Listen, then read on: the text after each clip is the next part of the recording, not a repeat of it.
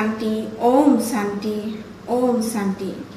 আমার বুকুর আমঠু জুবিন দা, আপুনি য'তেই আছে আপুনি সদায় শান্তিত থাকক, সদায় সুখ শান্তিৰে থাকক, আমি সদায় সেইটোৱে কামনা কৰোঁ।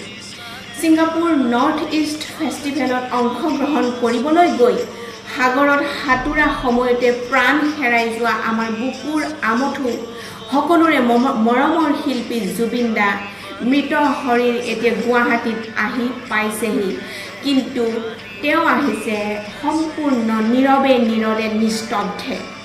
মামা হিমন্তই মাজৰাতিৰ ভিতৰতে জুবিন গাৰ্গৰ পাৰ্থিৱ শৰীৰটো ৰিচিভ কৰিবৰ বাবে দিল্লীত উপস্থিত হৈছিল। ইফালে গুৱাহাটী বিমানবন্দৰত ভিৰে বেৰিকেটি ভাঙি প্ৰৱেশ কৰিবৰ চেষ্টা। ইমান আমাৰ সকলোৰে মৰমৰ আমঠু আছিল তেওঁ, আৰু চিৰদিন আমি জুবিন দাক সদায় মনত ৰাখিম। শনিবাৰে পোষ্ট মৰ্টেমৰ পৰীক্ষাৰ পাছত তেওঁৰ মৃতদেহ ভাৰতীয় ৰাষ্ট্ৰদূতৰ ওচৰত হস্তান্তৰ কৰা হয়, যাতে তেওঁৰ অন্তিম যাত্ৰা আৰম্ভ কৰিব পাৰি।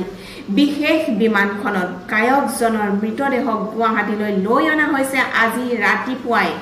ইতিমধ্যে গুৱাহাটী আহি পাইছেহি আমাৰ মৰমৰ বুকুৰ আমঠু জুবিন দা। তাৰ পাছত মৃতদেহ প্ৰথমে তেওঁৰ ঘৰলৈ লৈ যোৱা হ'ব। বৰ্তমান তেখেতৰ এই পাৰ্থিৱ শৰীৰ গুৱাহাটী বিমানবন্দৰৰ পৰা পৰিয়ালৰ ওচৰলৈ লৈ গ'ল, আৰু তেওঁৰ 85 বছৰীয়া অসুস্থ পিতৃ আৰু পত্নীয়ে অন্তিম মৰম জ্ঞাপন কৰিবলৈ মৃতদেহ প্ৰায় 1.5 ঘণ্টা পৰ্যন্ত ঘৰতে ৰখা হ'ব।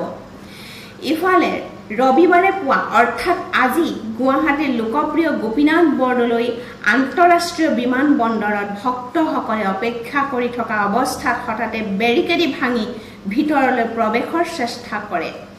এই ঘটনা সংঘটিত হৈছিল। এই ঘটনা পৰিয়াল আৰু মুখ্যমন্ত্ৰীয়ে শান্তিৰ শৃংখলা ৰক্ষাৰ বাবে কোৱা স্বত্তেও ঘটিছে, যাতে আমাৰ এই প্ৰিয় শিল্পীগৰাকীৰ অন্তিম যাত্ৰাৰ দিনা বিনা কোনো যেন বিঘিনি নঘটাকৈ সম্পন্ন কৰিব পাৰি শান্তিপ্ৰিয়তাৰে। মুখ্যমন্ত্ৰী মামাই জনাইছিল যে আমাৰ এই শিল্পীগৰাকীৰ মৃতদেহ ৰবিবাৰ অৰ্থাৎ আজি পুৱা 21 ছেপ্টেম্বৰ পুৱা 9 বজাৰ পৰা সন্ধিয়া 7 বজা পৰ্যন্ত গুৱাহাটীস্থিত অৰুণ ভোগেশ্বৰ বৰুৱা ক্ৰীড়া প্ৰতিষ্ঠানত অৰ্থাৎ সৰুসজাই ষ্টেডিয়ামত ৰখা হ'ব, যাতে ভক্ত অনুৰাগী আৰু শুভাকাংক্ষীসকলে অন্তিম প্ৰণাম তেওঁক শ্ৰদ্ধাঞ্জলি জ্ঞাপন কৰিব পাৰিব। অসম চৰকাৰে শোক প্ৰকাশ কৰি 3দিনীয়া ৰাজ্যিক শোক ঘোষণা কৰিছে, আৰু এই সময়ছোৱাত যাতে কোনো চৰকাৰী আনন্দময় অনুষ্ঠান বা ৰাজহুৱা অনুষ্ঠান উলহ মালহ অনুষ্ঠান কেতিয়াও নহ'ব বুলি অসমৰ মুখ্যমন্ত্ৰী কাৰ্যালয়ে জনাইছে। শেষত এটাই কওঁ যে জুবিন দা, আপুনি য'তেই আছে আমি আপোনাৰ লগত সদায় দিন আছোঁ। আমাৰ বুকুত আপুনি সদায় দিন সাজ বহুৱাই থৈ গ'ল।